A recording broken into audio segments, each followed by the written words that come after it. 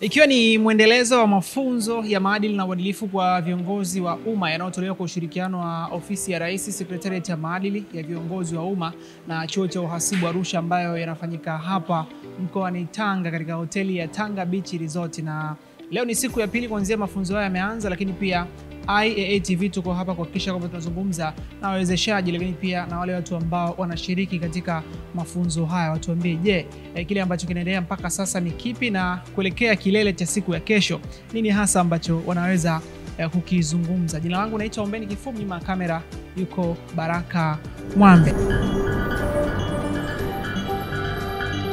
Kwa jina naitwa Gerard Mwaitebele. Mimi ni katibu msaidizi Ofisi ya Rais, Sekretariat ya Maadili ya Viongozi wa Umma Kanda Kaskazini, lakini hapa ni mratibu wa mafunzo haya ambayo tunashiriki na taasisi mbili, Ofisi ya Rais na Chuo cha Uhasibu Arusha. Tunashirikiana karibu mambo makubwa matatu. Moja ni utoaji wa elimu kwa viongozi wa umma, lakini pili ni utafiti, lakini tatu ni ushauri.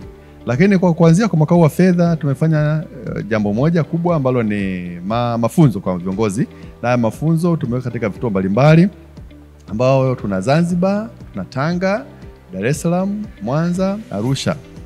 Lakini kuanzia tulifungulia pale, tulianza tarehe 5 pale Zanzibar, na hii kwa mwaka wa fedha hii ndio session ya mwisho. Kwa kweli kama tulivyoona, tumeona matunda, mwitikio ni mkubwa sana.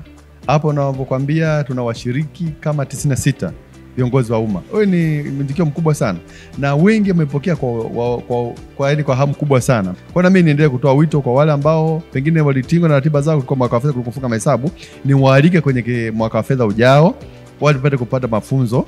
Mwezi 8 katikati tutaanza mafunzo awamu nyingine. Kila mmoja ajiulize kwamba katika eneo lote alilonalo anakuzaje na asimiaje maadili ya viongozi wa umma.